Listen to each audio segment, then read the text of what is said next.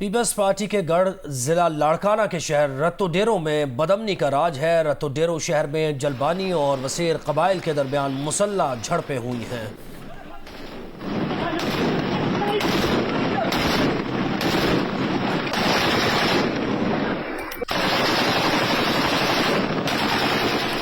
یہ مناظر آپ کے سامنے ہیں۔ دونوں گروہوں نے ایک دوسرے کے خلاف بھاری ہتھیاروں کا استعمال کیا ہے۔ شدید فائرنگ کی وجہ سے رتو ڈیرو شہر میں بازار بند، شہری گھروں میں محصور ہو گئے ہیں۔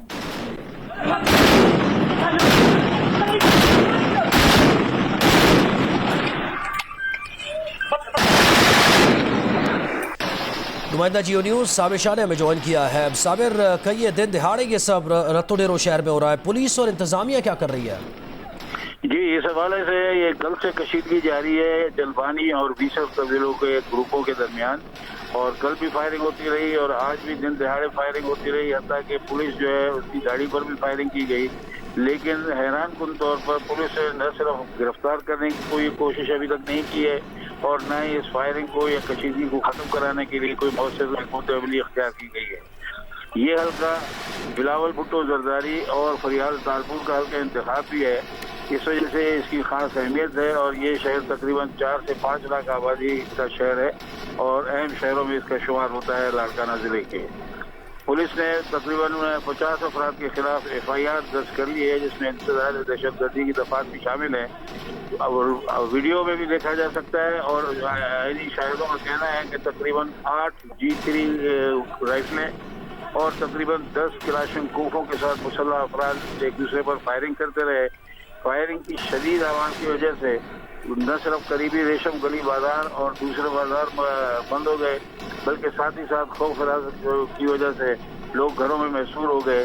پولیس کی مدد کے لیے اب SSP میر راہل کھوسو اضافی پولیس نفری لے کر رتو ڈیرو پہنچے ہیں، اور توقع کی جا رہی ہے کہ اب کوئی نہ کوئی مؤثر کارروائی کی جا سکے۔ یہ توقع کی جا رہی ہے کہ صورتحال کو کنٹرول کیا جائے گا۔ اضافی نفری وہاں پہنچائی جا رہی ہے۔ دونوں گروہوں نے ایک دوسرے کے خلاف بھاری ہتھیاروں کا استعمال کیا۔ بہت شکریہ صابر شاہ نے ڈیٹیلز دی۔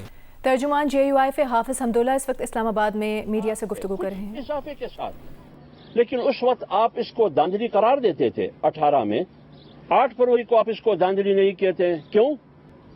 پھر تو یہی لگ رہا ہے کہ اس وقت آپ کی اقتدار نہیں تھی، اس لیے آپ اس کو داندلی کہتے تھے۔ آج آپ اقتدار میں ہیں، اس لیے آپ کو اس کو داندلی نہیں کہتے ہیں۔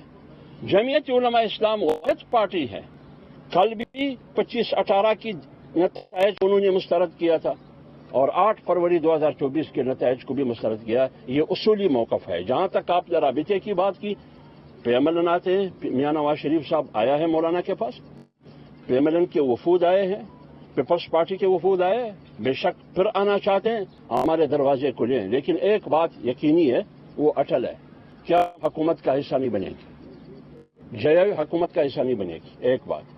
دوسری بات یہ، JUI موجود حکومت کو سپورٹ نہیں کرے گی، JUI اپنے فیصلے پر قائم۔ حافظ حمداللہ اسلام آباد میں میڈیا سے گفتگو کر رہے ہیں۔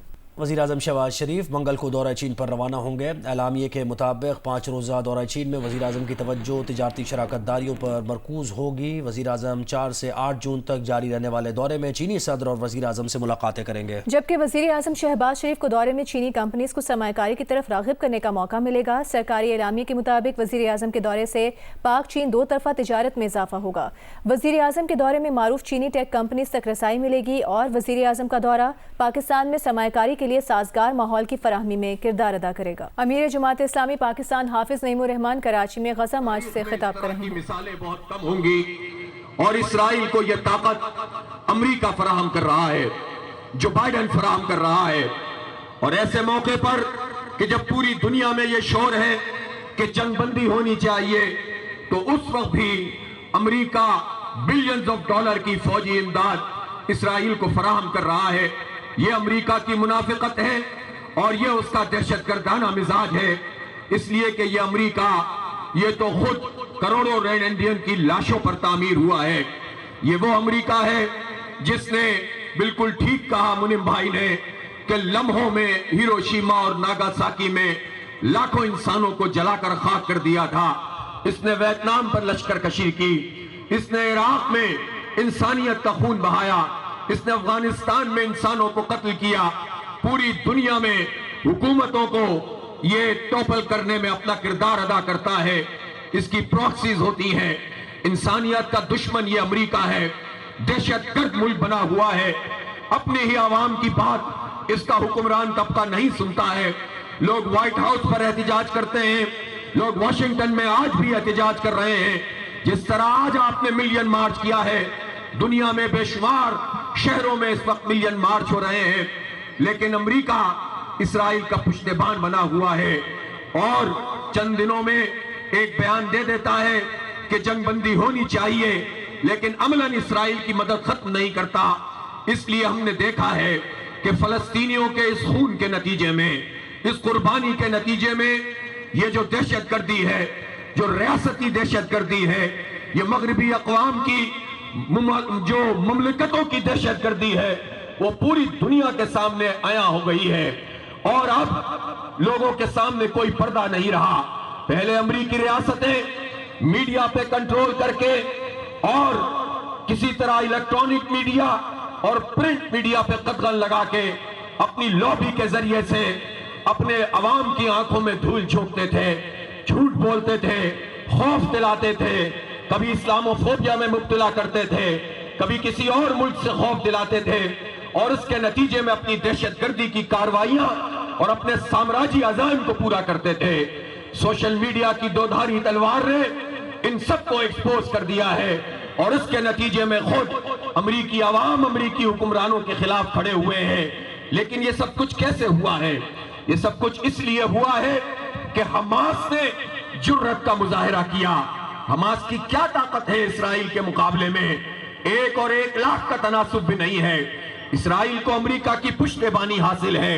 اسرائیل کے انٹیلیجنس دنیا کی ٹاپ کی انٹیلیجنس, اس کا جو نیٹ ورک ہے میزائل کنٹرول کا, وہ دنیا کی بہترین ٹیکنالوجی, ان کے پاس سب کچھ موجود. لیکن حماس کی ابابیلوں نے جب 7 اکتوبر کو منظم طریقے سے اسرائیل پہ حملہ کیا تو اسرائیل کو شکست فاش ہو گئی.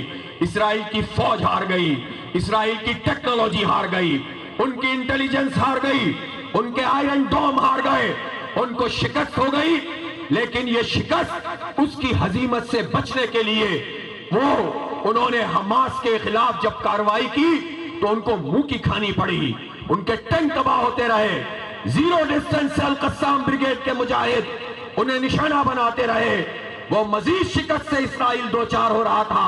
لیکن پھر اس نے سویلین پہ بمباری شروع کی, بچوں کو قتل کرنا شروع کیا, عورتوں کو قتل کرنا شروع کیا, اقوام متحدہ کے ورکرز کو مارا, صحافیوں کو ٹارگٹ کیا, مسجدوں پہ بمباری کی, ہسپتالوں کو تاراج کیا. اور یہ طاقت اس کو کس نے فراہم کی؟ امریکہ نے فراہم کی. یہ کس نے فراہم کی؟ بے غیرت مسلم حکمرانوں نے فراہم کی. اس لیے کہ اگر مسلم حکمران اور ان کی فوجیں غیرت کا مظاہرہ کرتی, حمیت کا مظاہرہ کرتی, ڈٹ کر کھڑے ہو جاتے, اسرائیل کو یہ واضح پیغام دیتے کہ سویلین آبادی کے اوپر ایک فرد کو بھی تم نشانہ بناؤ گے تو اسرائیل اور تل ابیب ہمارے نشانے پر ہوگا. اسرائیل کی جرأت نہیں تھی کہ وہ یہ کام کر سکے. لیکن یہ جو جرأت ہے اسے اور یہ جو ناپاک جسارت ہے یہ فراہم ہی مسلم حکمرانوں نے کی ہے. OIC اجلاس کرتی ہے, قرارداد پاس کرتی ہے, اور پھر اپنی حکومتیں اور بادشاہتیں بچانے میں یہ مسلم حکمران لگ جاتے ہیں. یہ امریکہ کو ناراض نہیں کر سکتے. یہ انسانوں کو جلتا دیکھتے رہتے ہیں. یہ مسجد اقصی پہ اور بیت المقدس میں صہیونیوں کے ناپاک قدم دیکھتے رہتے ہیں, لیکن ان کی دینی حمیت نہیں جاگتی.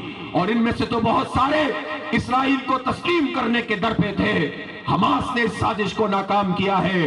حماس نے ایمان کو کامیاب دکھایا ہے, ٹیکنالوجی کو شکست دے دی ہے.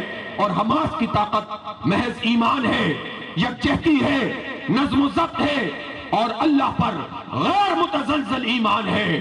یہ کیسے حماس کے نوجوان ہیں؟ یہ لوگوں کو آپس میں فرقوں میں تقسیم نہیں کرتے.